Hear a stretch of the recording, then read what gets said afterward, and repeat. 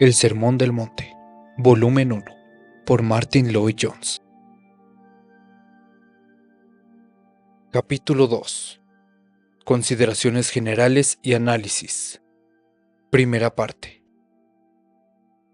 En el capítulo anterior examinamos los antecedentes del Sermón del Monte y presentamos una introducción al mismo. Si bien quisiera salir ya de ello, debemos todavía examinar el sermón en una forma general antes de entrar en detalles y de analizar las afirmaciones concretas que contiene. Me parece que hacerlo así es muy bueno y conveniente.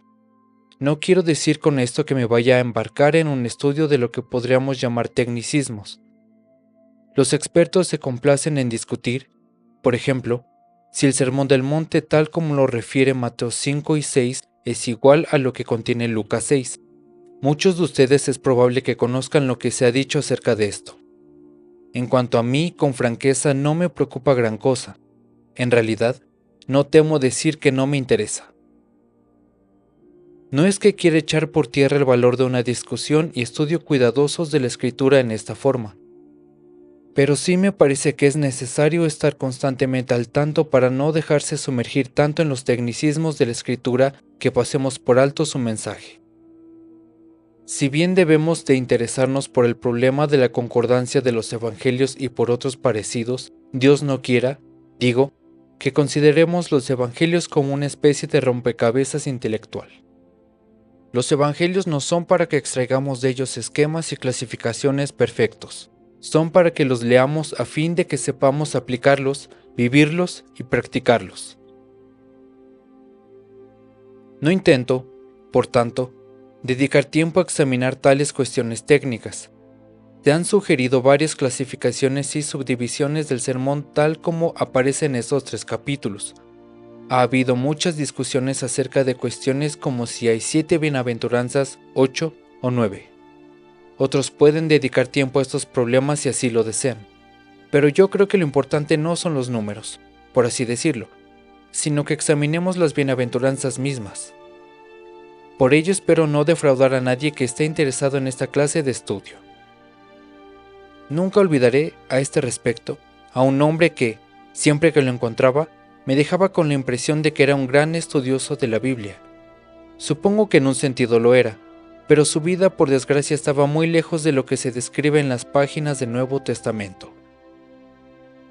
Con todo, el estudio de la Biblia era su pasatiempo favorito y esto es lo que temo. Se puede ser estudioso de la Biblia en un sentido mecánico. Así como algunos pasan horas analizando a Shakespeare, otros lo pasan analizando la Biblia. Está muy bien analizar la escritura si se hace con carácter secundario y si se tiene cuidado de que ello no se convierta en algo exclusivo, de modo que solo nos interesamos en un sentido objetivo e intelectual. Se trata de una palabra única, y no se debe estudiar como cualquier otro libro. Cada vez entiendo más a aquellos padres y santos de la iglesia de siglos pasados que decían que la Biblia solo se debe leer de rodillas. Necesitamos que se nos recuerde esto sin cesar cuando nos acercamos a la palabra de Dios, a saber, que es en realidad y de verdad la palabra de Dios que nos habla directamente. La razón, pues, de por qué considero importante que hablemos del Sermón del Monte en conjunto antes de entrar en detalles es el peligro constante de que los árboles no dejen ver el bosque. Todos nosotros tenemos propensión a fijarnos en ciertas afirmaciones, a encontrarnos en ellas a costa de lo demás. El modo de corregir esta tendencia, creo, es caer en la cuenta de que no se puede entender ninguna parte de este sermón si no es a la luz de todo él. Algunos amigos me han dicho, me va a interesar más cuando llegue a decir con precisión qué quiere decir, al que te pida, dale, etc. Esto denota una actitud equivocada ante el Sermón del Monte. Se fijan solo en afirmaciones particulares. Esto entraña un gran peligro. El Sermón del Monte, si se me permite emplear tal comparación, es como una gran composición musical, como una sinfonía si quieren. Ahora bien, el todo es mayor que una serie de partes, y nunca debemos perder de vista el conjunto. No temo decir que, a no ser que hayamos entendido y captado el Sermón del Monte en conjunto, no es posible entender ninguno de sus mandatos concretos. Quiero decir que es vano e inútil presentar a alguien un mandato concreto del Sermón del Monte, a no ser que dicha persona ya haya creído y aceptado las bienaventuranzas, y haya conformado su vida a las mismas. En esto radica el hecho de que la llamada idea de la aplicación social del Sermón del Monte a las necesidades modernas sea una falacia tan completa y una herejía. A menudo la gente lo ha aplicado de este modo. Por ejemplo, escogen el punto de volver la otra mejilla. Lo sacan del contexto del sermón y, basándonos en ello, afirman que todas las guerras son inmorales y anticristianas. No quiero ahora discutir el problema del pacifismo. Lo que me preocupa es que no se puede tomar ese mandato concreto y presentárselo a un individuo o nación o al mundo, a no ser que ese individuo, o esa nación, o el mundo entero vivan ya y practiquen las bienaventuranzas. Todos los mandatos concretos que estudiaremos siguen a las bienaventuranzas con las que comienza el sermón. Esto quiero decir cuando afirmo que debemos comenzar con una visión sinóptica general del todo antes de ni siquiera comenzar a considerar las partes concretas. En otras palabras, todo lo que el sermón contiene, si lo tratamos en forma adecuada, y si queremos que nos aproveche, debe tomarse en su marco natural. Y, como acabo de subrayar, el orden en que los mandatos aparecen en el sermón es en realidad de suma importancia. Las bienaventuranzas no aparecen al final, sino al comienzo, y no temo afirmar que a no ser que tengamos una idea bien clara acerca de ellas, no vale la pena proseguir. No tenemos derecho a proseguir. En este sermón hay una especie de secuencia lógica, y no solo esto, hay también un orden y secuencias espirituales. Nuestro Señor no dice estas cosas sin pensarlo, todo es premeditado. Se presentan ciertos postulados y de ellos se siguen ciertas cosas. Por ello, nunca discuto de ningún mandato concreto del sermón con una persona si no estoy bien seguro de que es cristiana. De nada sirve pedirle a alguien que no es cristiano ya, que trate de vivir o practicar el Sermón del Monte.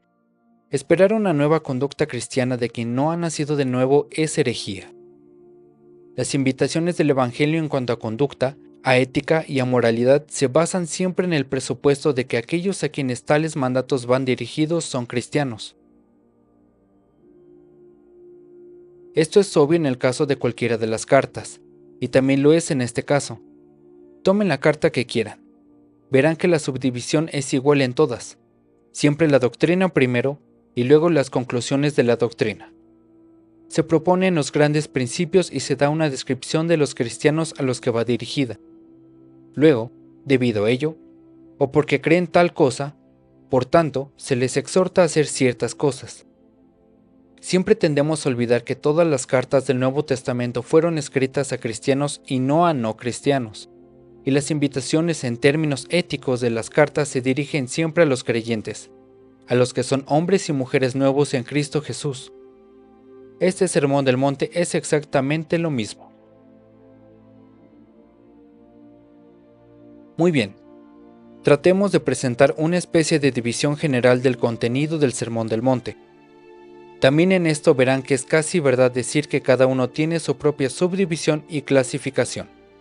En un sentido, ¿por qué no deberían tenerlo? Nada hay más en vano que preguntar, ¿cuál es la subdivisión y clasificación correctas del contenido de este sermón? Se pueden subdividir de varias maneras. El que me parece más adecuado es el siguiente. Dividiría el sermón en una parte general y otra específica. La parte general del sermón abarca del versículo 3 al 16. En ellos tenemos ciertas afirmaciones generales respecto al cristiano. Luego el resto del sermón se ocupa de aspectos específicos de su vida y conducta. Primero el tema general, y luego una ilustración de este tema en particular. Pero por conveniencia, podemos ir un poco más allá en nuestra subdivisión. En los versículos 3 al 10 tenemos la descripción de la índole del cristiano, es decir, más o menos, las bienaventuranzas que son una descripción de la índole del cristiano en general. Luego, los versículos 11 y 12 dirían que nos presentan la índole del cristiano según se ve por la reacción del mundo frente a él. Se nos dice: Bienaventurados sois cuando por mi causa os vituperen y os persigan, y digan toda clase de mal contra vosotros, mintiendo. Gozaos y alegraos, porque vuestro galardón es grande en los cielos, porque así persiguieron a los profetas que fueron antes de vosotros. En otras palabras, la índole del cristiano se describe en forma positiva y negativa. Primero vemos qué clase de hombre es, y luego se nos dice: por ser así, le sucederán ciertas cosas. Pero siempre se trata de una descripción general. Luego, naturalmente, los versículos 3 al 16 son una exposición de la relación del cristiano con el mundo. O, si lo prefieren, estos versículos describen la función del cristiano en la sociedad y en el mundo. Estas descripciones del mismo se ponen de relieve y se elaboran, y luego se resumen, por así decirlo, en la exhortación. Así alumbre vuestra luz delante de los hombres, para que vean vuestras buenas obras, y glorifiquen a vuestro Padre que está en los cielos. Tenemos, pues, ahí una descripción general del cristiano. Luego, me parece, llegamos a lo que llamaría ejemplos e ilustraciones concretos de cómo un hombre tal vive en un mundo como este. Se puede subdividir de este modo. En los versículos 17 al 18 tenemos al cristiano frente a la ley de Dios y a sus exigencias. Recordarán las varias subdivisiones. Se describe en forma general su justicia. Luego se nos habla de su relación con asuntos como el homicidio, el adulterio y el divorcio. Luego, cómo debería hablar y su postura respecto al problema de la venganza y autodefensa, y su actitud para con el prójimo. El principio básico es que el cristiano se fija sobre todo en el espíritu y no en la letra. Esto no significa que prescinda de la letra, sino que le preocupa más el espíritu. El error de los fariseos y de los escribas fue que se interesaban solo en lo mecánico.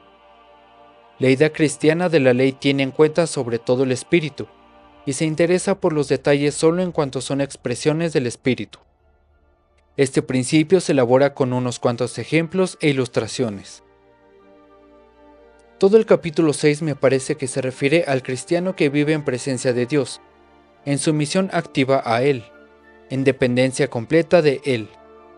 Si se lee despacio el capítulo 6, me parece que se llega a esta conclusión. Centra el interés en la relación del cristiano con el Padre. Tomemos, por ejemplo, el primer versículo.